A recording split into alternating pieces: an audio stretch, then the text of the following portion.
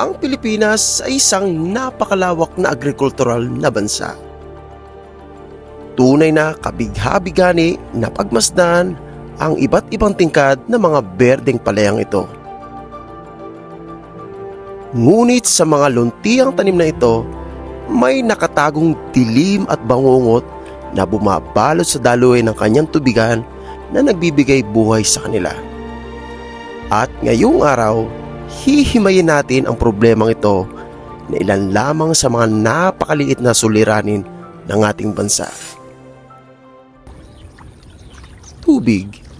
Ang tubig ay buhay. Ang pagdaloy nito ay sumasalamin sa pag-asa sa buhay ng mga tao. Subalit kapag ito ay huminto, kabaliktaran naman ang hatid nito. Bangungot ng kinabukasan. So sa patubig o irrigation, ito yung tinatawag na drop sa mga bukirin na misto lang ito ang nagiging imbakan. Okay? Imbakan ng mga basura. Try nating bumaba. Ayan. Napakadaming basura dito. Naipon ng todo. O may mga kahoy pa na kung saan hindi natin malaman kung saan galing itong mga kahoy na to. At dito sa pinaka-drop na to, itong bunganga ng hindi lingid sa ating kaalaman ang mga ganitong suliranin sa ating bansa. Tila nga ba naging normal na lamang sa ating buhay ang usaping basura. Mga basura sa gilid ng kalsada, basura sa parke, sa palengke, at kahit saan pa mang dako ng lugar ay nariyan ang basura. Ngunit ang lubusang nakalulungkot ay ang mga katubigan na nadadamay at nasasalahula. Sa kabila ng mga ipinapatupad ng mga batas o ordinansa ng bawat komunidad, hindi na tayo nakaahon-ahon at sa halip patuloy tayong lumulubog sa kumunoy ng basura. Ayon sa Republic Act 9003 o Ecological Solid Waste Management Act of 2000, mahigpit na ipinagbabawal ang ganitong aktibidad ng mga tao na walang pakundangan na pagsasalahula ng ating kapaligiran at nagpapataw ng kaparusahan sa mga lumalabag. So sa kasalukuyan, said yung water level ng irrigation, kaya kitang-kita talaga sa bottom ng irrigation yung mga basura na nasa ilalim ng katubigan na to. Ito irrigation. Di ata tayo makakatawid Okay? Hindi ko alam kung matibay ito. So try nating tumawid. Pero parang alanganin Titingnan sana natin yung basura doon. Ayan, para makita natin yung malapitan kung ano yung nasa ilalim. Dito lang siguro tayo. Malutong kasi yung tulay Okay? So sa pinakailalim ng irrigation, napakadaming sako. Sako yung una kong nakikita. Kung titignan ko mabuti, yung pinakailalim niya, nagpatong-patong na yung mga basura dito sa patubig ng mga bukirin. At di natin alam sa mga susunod na mga panahon, di natin alam kung gaano na kalalim o gaano na magiging patong-patong yung magiging basura dito sa ating mga katubigan tulad ng irrigation. Ang Republic Act 9275 o ang tinatawag na The Philippine Clean Water Act of 2004 ay may kaugnayan at kahintulad din ng Republic Act 9003. Ito ay naglalayon na maprotektahan ang lahat ng klase ng katubigan ng bansa mula sa polusyon, ang ating mga karagatan, mga ilog, lawa at kasama na rin ang irrigation system ng bansa. Napakadami ko nakikita dito mga bote. Merong energy drink.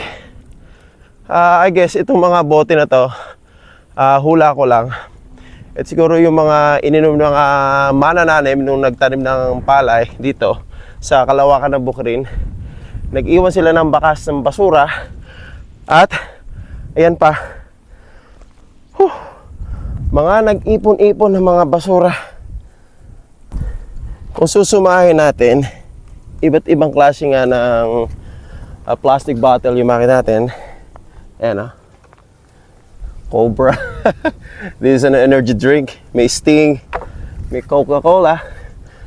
Mountain Dew. Ito yung mga pampasigla siguro ng mga manananim kapag nagtatanim sila, pag nagmerienda. Kasi nasa ilalim tayo ng shade. Panigurado, dito mismo, iniwan ng mga nagtatanim yung mga pinag-inuman nila na nakaka-contribute sa pollution, land and water pollution ng ating irrigation. Nakakalungkot lang sa isang banda.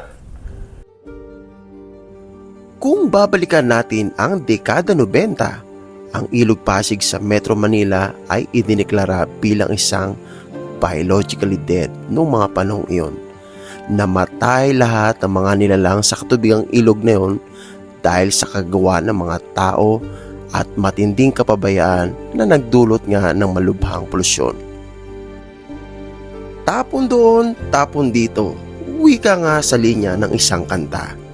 Mga kemikal mula sa mga pabrika at halo-halong mga basura na direktang itinatapon ng libu-libong mga kabahayan at mga establishmento na nasa gilid mismo ng ilog na ito. Gayon din ang Manila Bay na sa mahabang panahon ay dinadalaw ito ng mga halo-halo at binabalutan ng katubigang ito ng tonel-toneladang mga basura sa tuwing may malakas na bagyo at storm surge.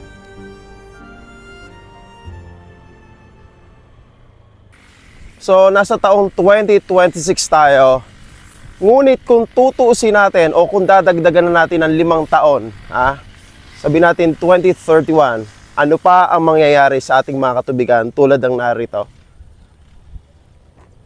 Hindi mo na maipaliwanag kung anong damdamin ang maibibigay natin bilang Pilipino sa mga ganitong pagkakataon na sadyang nakalulungkot.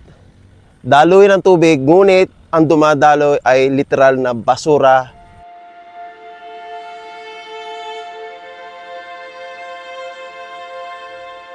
Tila nabarahan na tong drop na to. Kaya pag tumaas ang level ng tubig, masasabi natin na babara talaga yung katubigan na dadaloy sa mga patubig.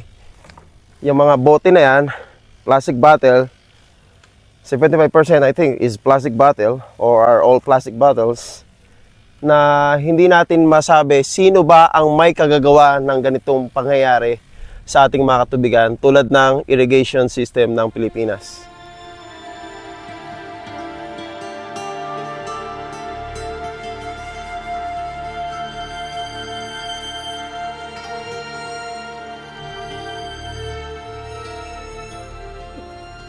Kung susumahin natin, pinakamarami talaga rito yung soft drinks, soda at yung mineral water na nagka-contribute talaga sa tonel-toneladang problema ng Pilipinas bawat araw. At itong nakikita natin ito, isa lang sa napakaliit na problema ng Pilipinas na hindi masolusyonan kahit kailan pa man. At itong narito, sinunog na ng mga tao kung sino mga responsable ang narito na hinawan yung mga basura at sinunog dito na talaga namang bawal na bawal ayon sa ating batas na 9003 na talaga naman naglalayo na magkaroon ng kaayusan ng Pilipinas na mabawasan ang mga basura. Ngunit, ganun pa man, ito pa rin ang nangyayari sa ating bansa. Bansa ng basura.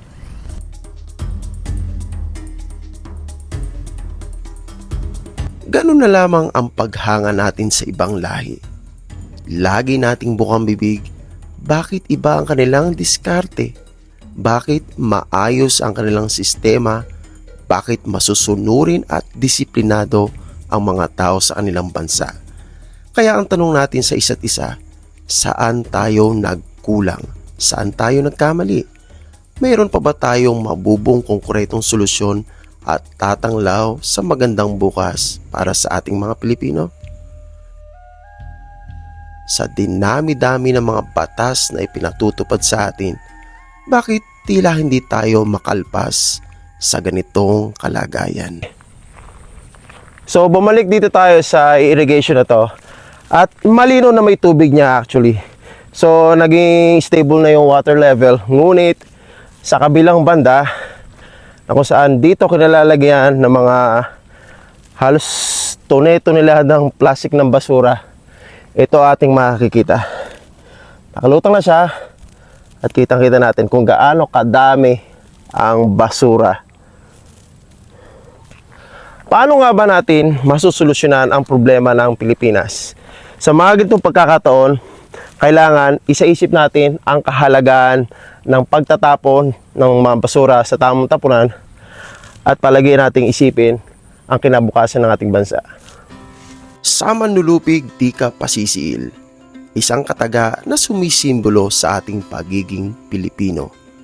Simulan natin sa ating sarili, ibahagi ang kalaman at kayusan at sama-sama nating itaas ang antas at kalidad ng ating pagiging isang Pilipino. Paglipas ng ilang panahon mula sa pagbangong ito, masasabi mo sa iyong sarili, tunay nga palang may pag-asa sa Pilipinas. Ito po si One Road, nakikisa sa kampanya sa kalinisan ng ating paligid, lalong-lalo na ang katubigan ng ating bansa.